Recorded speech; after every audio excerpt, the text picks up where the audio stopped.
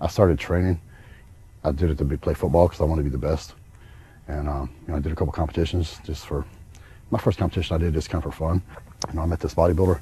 He trained me and kind of took me under his wing and turned to be Ronnie's workout partner. And this guy had a different girlfriend every week. They were all fine. He drove a Corvette, and he was the toughest dude I'd ever seen. And so I told my friend, I was like, man, I gotta get big, man. I gotta find chicks and drive badass cars and kick ass. So you think like that when you're 15 or 16. So once I got hooked on it, I just wanted to win. I want to be a champion and be the best.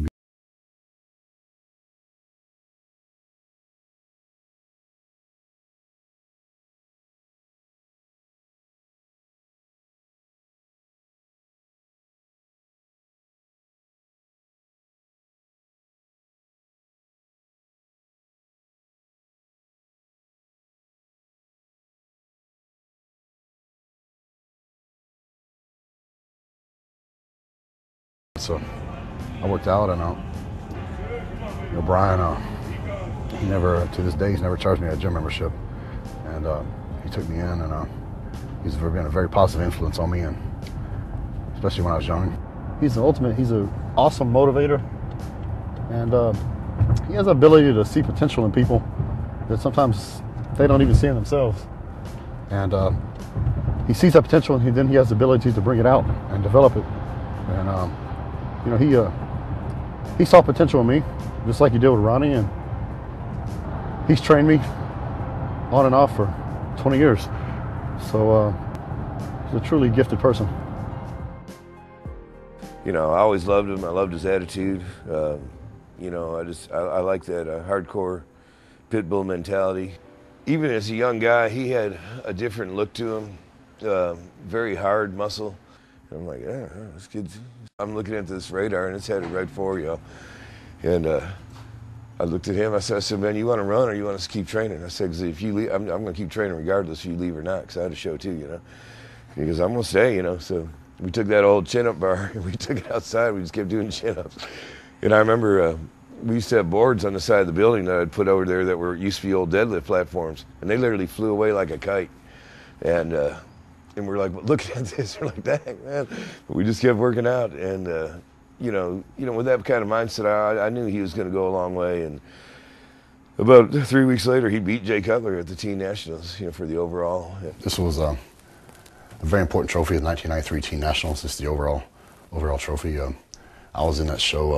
I won the light heavyweights. Jay Cutler won the heavyweights. Caprice Murray was in it. Ronnie St. Cloud, and I believe Jeff Willett was in it. We all eventually turned pro. And one of the most competitive teenage nationals in history. I knew right then that this is what I wanted to do, and this is why I started training for to get my pro card. So, about 8 years. That's what it took me.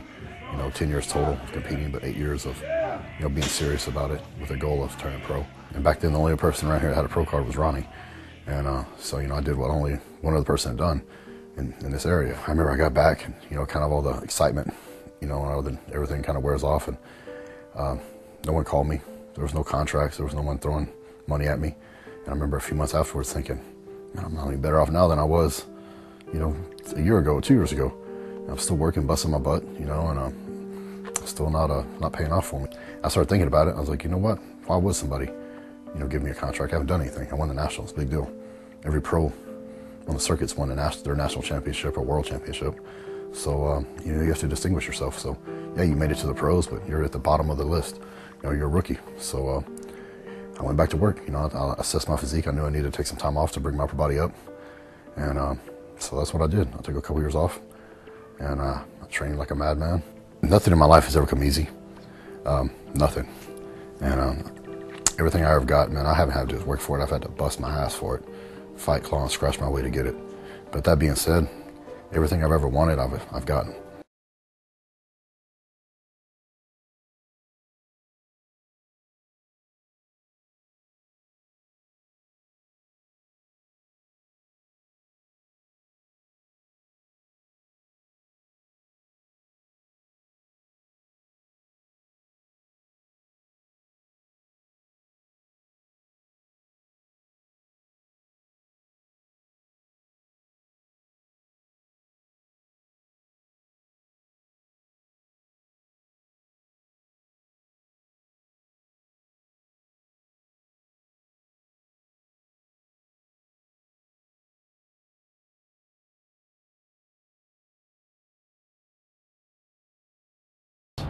It's an area that we both love, and we just had our first baby, little girl. This morning we actually got to go home from the hospital. This is home. Man, this is gonna be a great place to raise kids. So little squirrels and stuff live out here. All kinds of little critters. Man, I think I'm super blessed. Honestly, if I'd have known I was gonna have this much success, I probably would have laughed at somebody if they would have told me that back then. Everything I have, I owe to bodybuilding. We have a successful freight company, and everything. I've just taken the discipline and the determination that I've learned through bodybuilding and 20 years of training, and applied that in other areas of my life, and I've been very successful. We have a farm about an hour and a half east of here, and eventually I'm gonna bring my horses, bring them out here so we can have our horses to ride. I like to ride. I told her after I don't know, a week or two, however long it was, I was like, you're gonna be my wife when I left the gym. So my friend was like, way to go, dude. And so she came back though, and so it was gosh, I don't know, 4 or 5 years went by, and we became friends, and she would hang out with me, but she never would go on a date with me.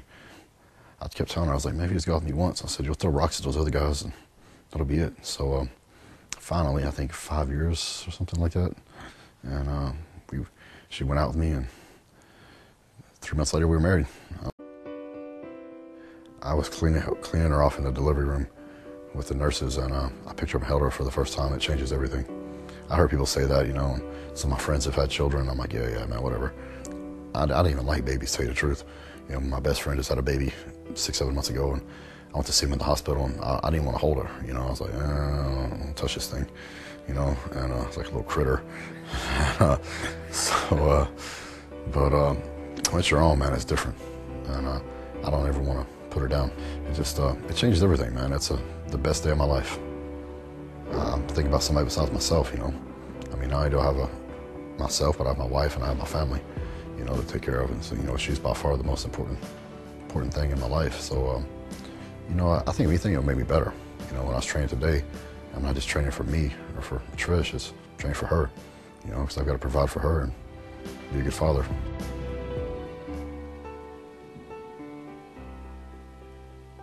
Think about winning a competition, having a goal that you think about every single day of your life. It doesn't matter if you're in the gym, it doesn't matter if you're at home, it doesn't matter if you're on vacation, it doesn't matter if I'm off somewhere hunting with my friends. I think about it every day of my life since I was 18. And wave, Olympia. And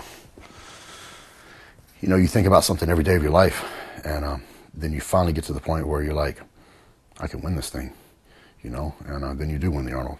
And I didn't think it would take me as long as it did to win the Arnold, but you never give up. Sometimes the harder you work for something, the more you appreciate it when you do get it. So I believed in myself that I would be Mr. Olympia. And the hardest thing I've had to do was sit in the audience at Olympia, because of my injury and not be on stage. And I felt I missed a huge opportunity. Jay was injured and he was off, and the only person I felt that looked really good was Phil. I felt I missed a huge opportunity being up there, and but you can't look behind you. As soon as I left the show, I didn't think about it again, really, and haven't discussed it until this moment. I'm just looking forward to, the 2012 Arnold, and